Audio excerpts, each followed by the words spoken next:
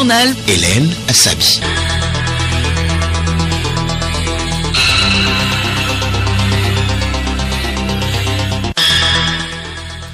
Bonjour à tous et merci de nous rejoindre pour le journal dont voici le sommaire. Inauguration hier d'un studio d'enregistrement au centre de formation et de recyclage en communication. Ce studio multimédia, une œuvre du gouvernement togolais avec le soutien de l'ambassade de France au Togo, vient renforcer les compétences des journalistes de l'audiovisuel mais aussi de la presse écrite. Le ministère de l'Agriculture a besoin de 800 millions de francs CFA pour soutenir 1000 entreprises au Togo. L'appel à la collecte de fonds a été lancé hier à Lomé. Crise anglophone au Cameroun, le dialogue national s'achève aujourd'hui. Il préconise notamment la décentralisation et prévoit un statut spécial aux deux régions anglophones. Et puis sport football, les clubs de première division togolaise descendent dans l'arène ce dimanche pour le démarrage du championnat saison 2019-2020. Pendant ce temps, l'équipe nationale du Togo est attendue les 10 et 13 octobre prochains en France pour 2 matchs internationaux amicaux dans le cadre des journées FIFA.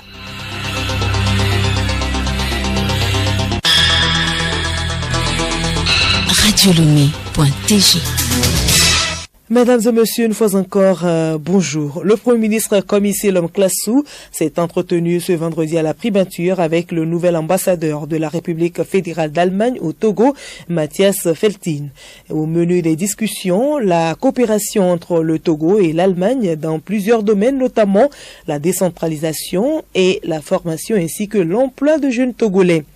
Et justement, en parlant de l'Allemagne, la République fédérale d'Allemagne a célébré hier le 29e anniversaire de sa réunification au Togo. Le nouvel ambassadeur, Matthias Feltin, a organisé un dîner dans les locaux de l'ambassade. Le diplomate allemand a à cette occasion rassuré le gouvernement togolais de son soutien au Togo dans les domaines clés, notamment l'agriculture, l'éducation et surtout la décentralisation. La conviction que l'avenir de nos nations dépend d'une coopération multilatérale et que je veux assurer la fiabilité de la politique allemande, une coopération bilatérale à grande échelle qui couvre vraiment toutes les régions du Togo et qui est consacrée au secteur essentiel pour le développement du pays. L'agriculture, où d'ailleurs un stand de notre coopération de la GIZ permet de tester quelques résultats, l'énergie, la santé et la formation professionnelle et la création d'emplois dans l'intérêt des jeunes. La coopération s'étend aussi à la décentralisation, le terme de renforcement des structures communales. Un programme d'une importance politique dont le succès dépendant définitivement de l'engagement du gouvernement, mais aussi de l'initiative des Togolais eux-mêmes au niveau communal. Rappelant le lien historique entre le Togo et l'Allemagne, le ministre des Affaires étrangères, Robert Doucet, a aussi rassuré l'Allemagne de la mise en œuvre de la décentralisation et remercié l'Allemagne pour son soutien de 5 milliards pour la construction des mairies. En faisant monde avec d'autres peuples, l'Allemagne est en train de faire monde avec le Togo. C'est ici l'occasion de remercier, en guise d'une reconnaissance gratitude, le gouvernement allemand pour son implication aux côtés du Togo. L'Allemagne et le Togo ont historiquement un destin lié et les relations entre nos deux peuples sont aujourd'hui bien que vivantes. Le gouvernement entend jouer sa partition pour rendre toutes les mairies opérationnelles.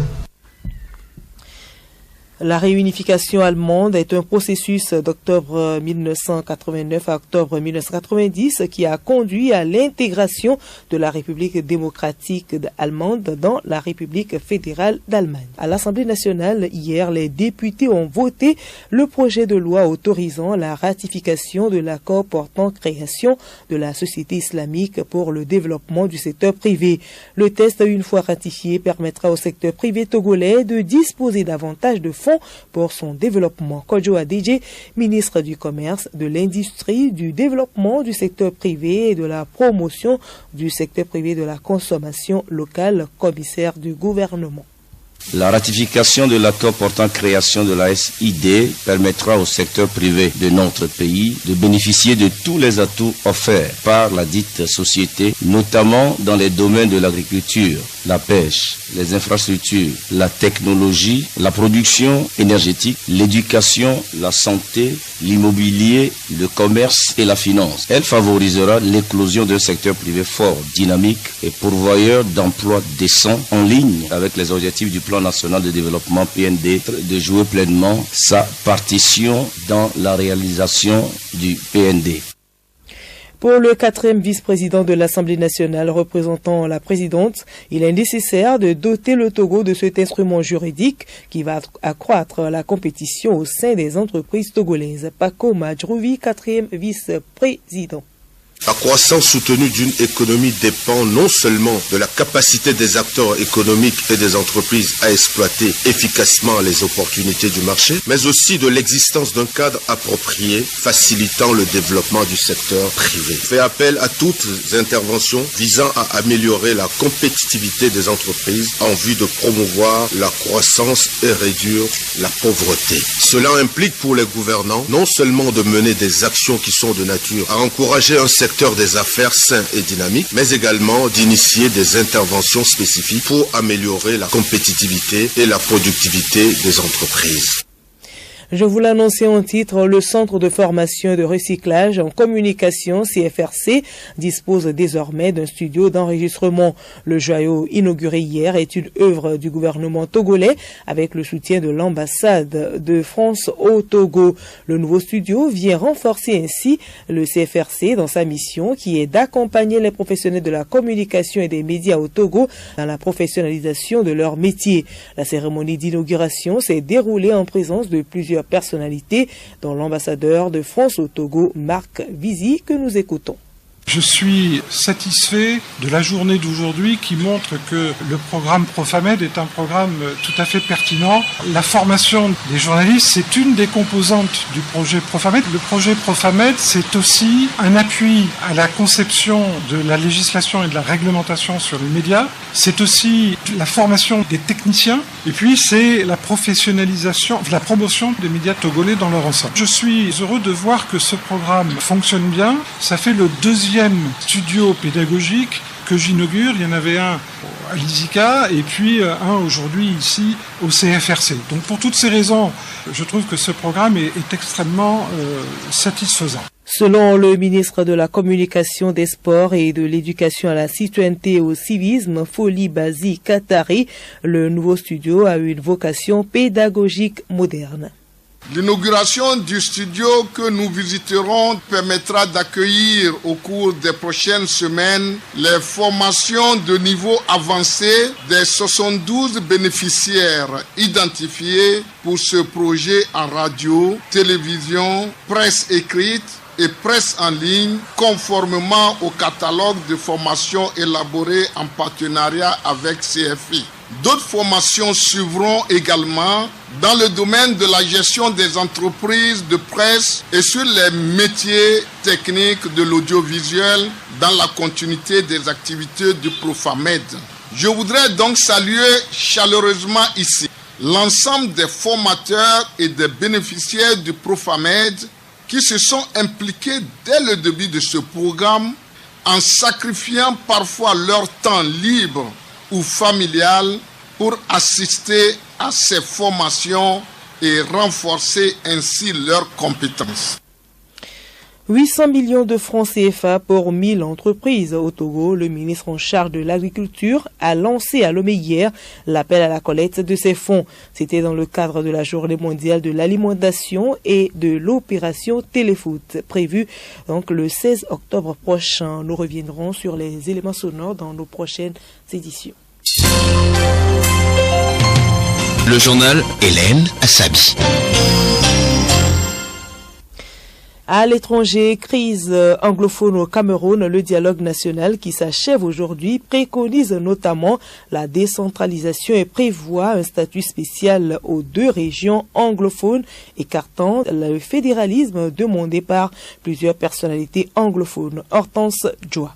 Ces assises ont été convoquées par le chef de l'État pour ramener la paix dans les 2 régions anglophones du sud-ouest et du nord-ouest. Les rapports des 8 commissions ont été adoptés en séance plénière hier. La tutelle de l'État sera allégée de manière substantielle. Quant à la question du transfert des ressources aux collectivités locales, la commission propose une fourchette de 10 à 15% des recettes de l'État. Autre recommandation, les participants ont insisté sur la nécessité de l'établissement d'une feuille de route, d'un chronogramme et d'un organe de suivi de la mise en œuvre des recommandations. Ces résolutions n'impliquent aucune modification de la Constitution. La décentralisation est déjà inscrite dans la Constitution de 1996, mais elle n'avait jamais été réellement mise en œuvre. Le grand dialogue se prononce également sur la création d'une commission vérité, justice et réconciliation, le renforcement de l'anglais dans les administrations et les services publics et l'introduction de la double nationalité pour la diaspora. L'ensemble des résolutions seront soumises à l'appréciation du chef de l'État.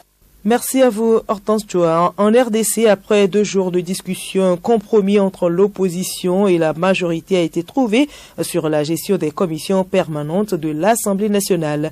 La commission économique, financière et contrôle budgétaire restera entre les mains de la majorité. L'opposition, elle, dirigera 3 des 10 commissions permanentes, la commission socioculturelle, la commission aménagement du territoire et infrastructure, ainsi que la commission droits de l'homme. En Guinée, l'organisation Human Rights Watch dénonce dans un rapport publié hier la répression du droit à manifester en Guinée. Depuis plus d'1 an, le gouvernement interdit de fait les manifestations de rue, explique l'ONG. Les autorités locales auraient interdit au moins 20 manifestations depuis juillet 2018. États-Unis, la Cour fédérale d'Alexandrie dans l'État de Virginie se penche aujourd'hui sur une vieille loi qui contraint les habitants de l'État à déclarer leur race pour obtenir un certificat de mariage. Geneviève Pognon nous en parle. En tout, ce sont 3 couples qui ont décidé de porter plainte dans l'État de Virginie après s'être vu refuser la délivrance d'un certificat de mariage car ils ne souhaitaient pas cocher les cases correspondant à une quelconque race. Pour eux, cette contrainte est inconstitutionnelle et surtout le reflet d'un passé raciste. Cette obligation de cocher une case selon sa race est également présente dans 7 autres États américains, le Connecticut, le Delaware, le Kentucky, la Louisiane, le Minnesota, le New Hampshire et l'Alabama. Rappelons que cette loi est née à l'époque de la ségrégation. L'homme derrière tout cela est le suprématiste blanc Walter Plecker qui a déclaré en 1943 que ses recherches généalogiques sur les blancs étaient meilleures que celles de Hitler sur les juifs. Écoutez Radio Lomé sur le web sur le www.radiolomé.tg. L'agenda culturel de cette semaine n'est pas tellement fourni. Néanmoins, Geneviève Pognon nous parle de quelques activités qui sont au programme. Rideau ce samedi 5 octobre sur le vernissage intitulé Agbiadiezo, processus du quotidien de Yao Bobby. Organisé depuis le 5 septembre dernier à l'hôtel Onomo, cette exposition d'œuvres d'art est une occasion pour les amoureux de l'art plastique d'aller découvrir le savoir-faire de l'artiste plasticien Yao Bobby. Parlons musique à présent.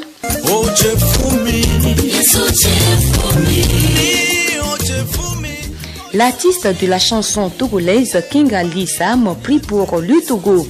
C'est à travers le projet Maoupé assis sur le Togo qui consiste à sillonner tout le Togo avec des artistes de la chanson et des hommes de Dieu.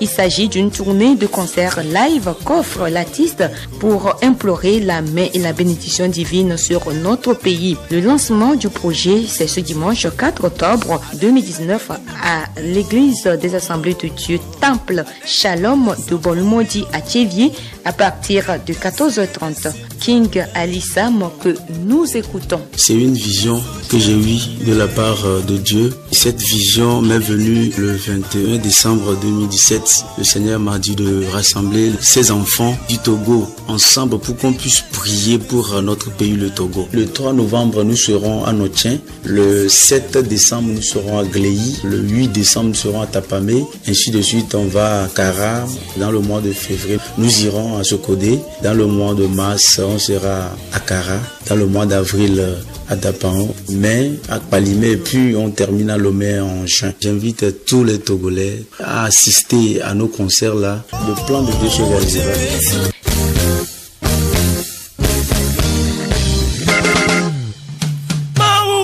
Et puis, vous l'avez écouté, le roi de la musique togolaise, King Messon, convie samedi 12 octobre prochain ses fans à un concert dédicace de son 9e album intitulé Dénigment. Ce sera à la salle Concorde de l'hôtel du 2 février à partir de 19h30. Un rendez-vous à ne surtout pas manquer.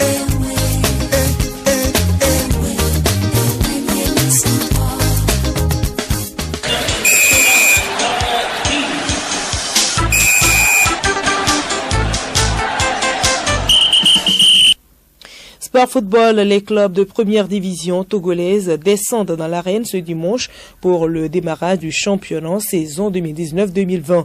Pendant ce temps, l'équipe nationale du Togo est attendue les 10 et 13 octobre prochains en France pour 2 matchs internationaux amicaux dans le cadre des journées FIFA. Henri Ochuchu.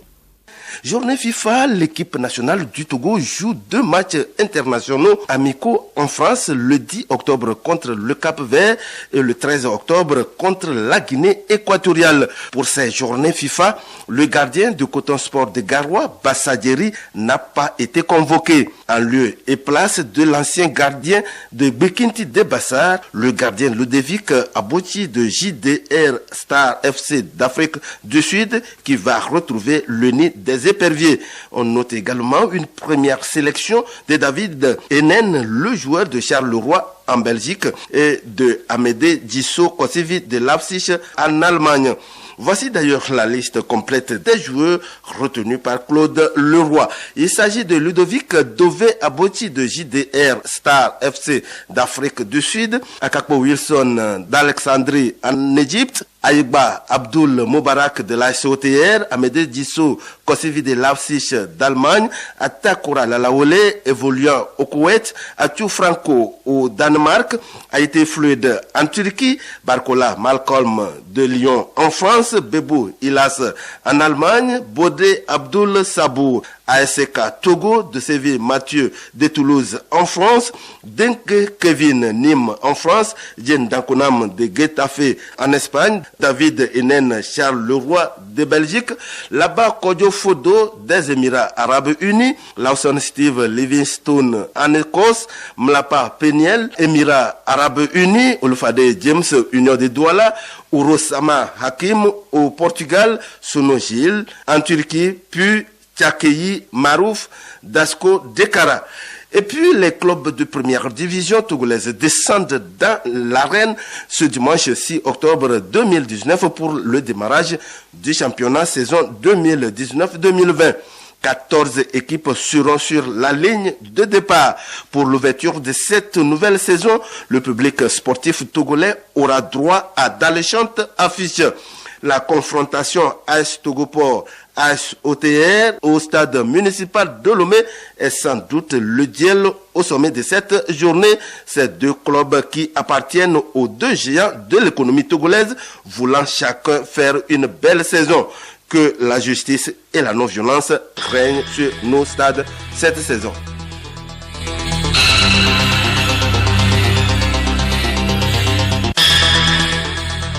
Voilà, nous sommes ici arrivés à la fin de ce journal. Merci de l'avoir suivi et bon après-midi chez vous.